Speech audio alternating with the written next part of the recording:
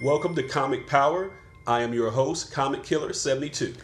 This segment today is called Wicked Wednesday. If you didn't know, Wednesday is the new release for new comics that come out every week. This will help you pick the best comics that are dropping in terms of readability, speculation, etc. Comic publishers are stepping up their game for your entertainment value. So let's get right into it.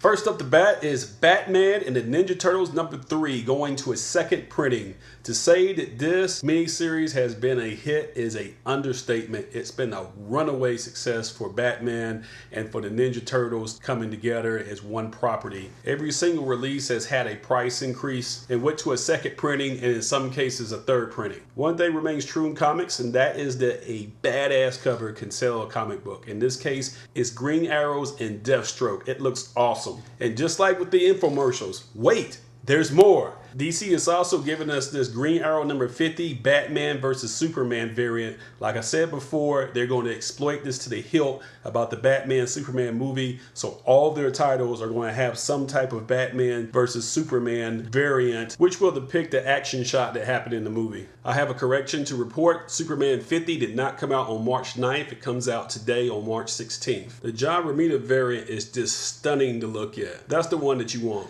Our friends over at Marvel Comics are giving us Deadpool Mercs For Money #2. What's happening in this series is they're teaming up Deadpool with some D-list characters they're trying to revive. And one of those characters is Slapstick, shown here in this character sketch variant. They got other D-listers like Terra and Solo and a whole bunch of other characters you never heard of. They're hoping that Deadpool's shine with his popularity can raise the popularity of these other characters as well. Slapstick's first appearance is in Slapstick #1 from 1992 if you're interested. It should be in the dollar bin in your local comic book store. Go ahead and grab it because you never know, this character could take off. Now let's give the indies and the small publishers some love right now.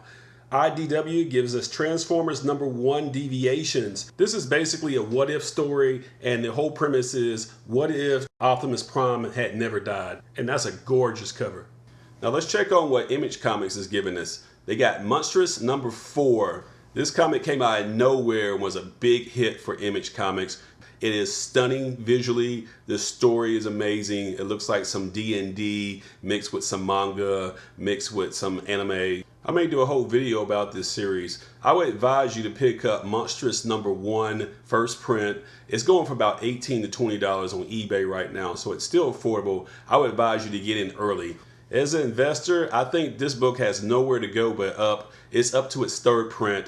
I personally believe it could be Image's next saga in terms of value, quality, and critical acclaim. Get on the Monstress train now because this project is going places.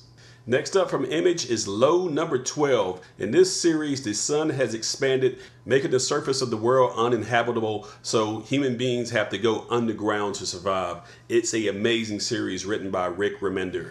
Image Comics is having a hell of a week, I tell you. They're also giving us Rat Queens #15. If you're not familiar with this series by Curtis Webby, it's described as Bridesmaids meets Lord of the Rings. It's absolutely hilarious. This series was nominated for an Eisner for Best New Series, and it won a GLAAD Media Award as well. There's talk of this turning into an animated series, so you want to get on board with this book and go ahead and pick up Rat Queens #1 while you still can, while it's still cheap. 9.8 CGC sells for about $45, but you can get raw copies on eBay for about $10 to $12. There's also a Rat Queens variant edition that sells for about $90 CGC 9.8. This is drawn by Fiona Staples, who's famous for drawing Saga.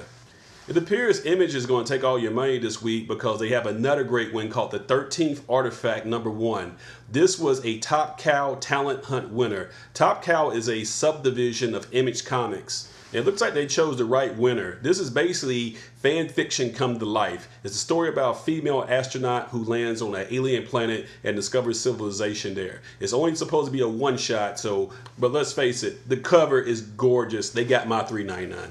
Over at Valiant Comics, they are giving us the relaunch of Archer and Armstrong #1. This buddy team is the ultimate odd couple, and these stories are outlandish and very entertaining. They have a 1 in 20 variant for it, which looks like this. Valiant has also partnered up with Arcade Brewery for a special blend of Archer and Armstrong. This beer is real. You can actually order this from Arcade. That's part of the genius marketing that Valiant is known for. I would advise you to go ahead and pick up Archer and Armstrong #0 from 1992, which is their first appearance. That's about it for today. Thank you for watching Wicked Wednesday, where I review all the new comic books for a new comic day. Be sure to follow my blog at comicpower.net. On social media, follow me at facebook.com/comicpower.net and comicpower-universe.tumblr.com. And don't forget twitter.com/comicpowersub. I also sell comics on eBay at this link. This is Comic Killer 72 for Comic Power saying bye-bye.